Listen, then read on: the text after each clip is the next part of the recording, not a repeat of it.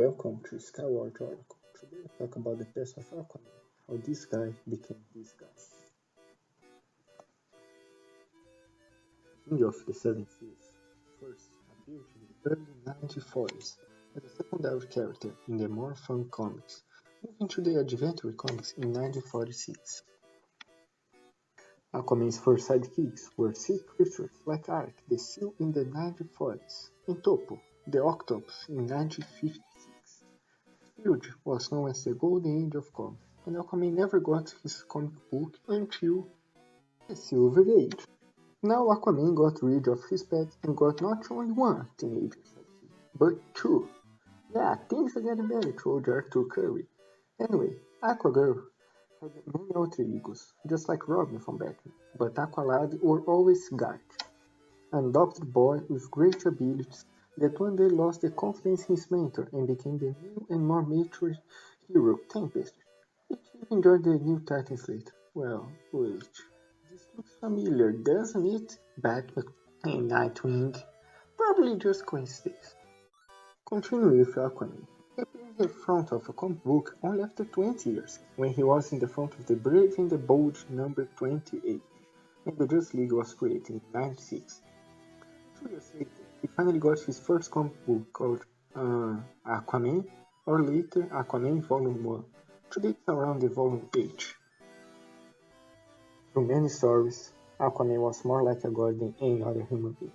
Let's see. He was the son of the Queen of Atlantis. For some time, he was half human, which let him survive inside and outside the water, although later the Red Storm was a little too overpowered and made him last alive only 1 hour outside the water. He also has super strength, super speed underwater,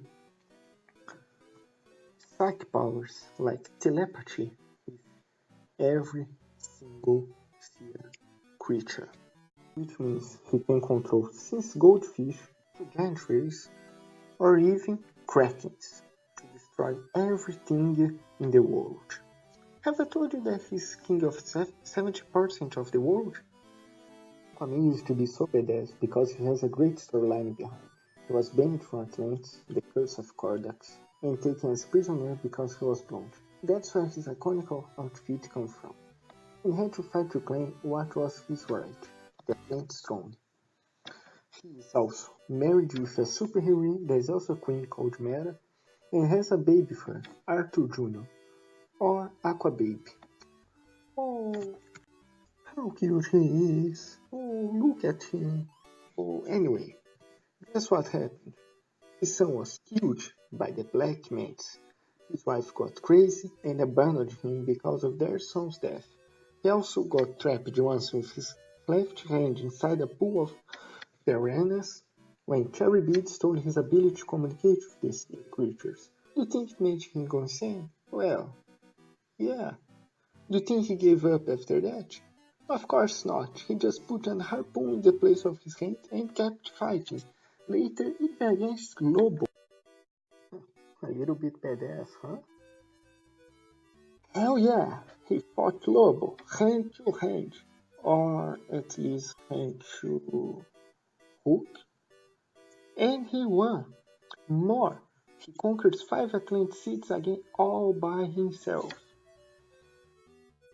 You want more? He got a new magical hand and was able to beat down Green Lantern twice, then Batman, then Superman, and again. Well, why not both at the same time? And he also beat the Greek gods and has the respect of Poseidon that gave him his own trident. Batman once said that he needed Aquaman in the Justice League just because he doesn't want him as a foe. And people should never get Aquaman mad, which is not so hard. Also, did you know that Arthur was the representative of Atlantis in the United Nations? Okay, that's enough for now. Now to what it matters.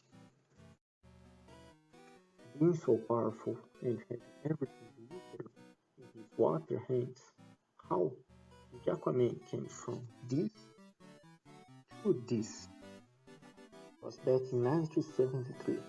Hanna-Barbera launched a cartoon called The Super Friends, in which had great heroes united, such as Superman, Wonder Woman, Batman, and Aquaman. You should know, there were other heroes there, such as the Wonder Twins. The perfect instead could transform into an animal in any form of water. We've got to stay awake, Jaina! Wonder Twin powers activate! Shape of octopus! Form of an ice unicycle! Come on, Jaina! It's up to us to stop those aliens! In this TV show, all the heroes had their missions to accomplish tonight, and they always except when it was in the middle of the lane, and Aquaman was totally useless, right? Oh yeah, he's super strong and fast and everything that told him only in water. Come on, Zen. He became a giant wave and Aquaman can't use that to fight the crime. Every time Aquaman's power seemed to fail the wrong time, he really useless sometimes. That was the joke about Aquaman being useless. But wait, there's more. When everybody thought it was over, after 30 years, there was launched the new animation The Aquaman and Friends Action Hour. It was to old Aquaman that became really family friendly. Also, who would imagine that the guy that lost his hand and hit a punk Superman would be safe and dancing now? The idea was funny at first, and then Aquaman was so introduced to me, well, this kind of thing happened.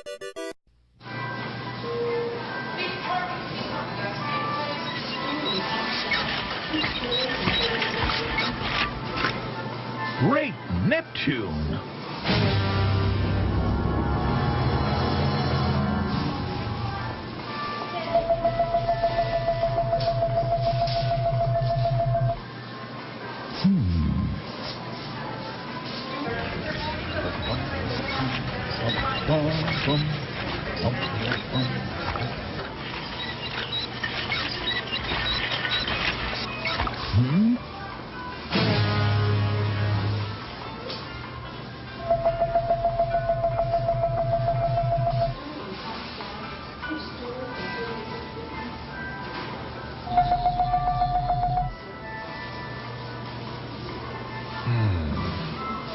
So, Aquaman was transformed in some kind of fragile and weak sea animal that people like to fight.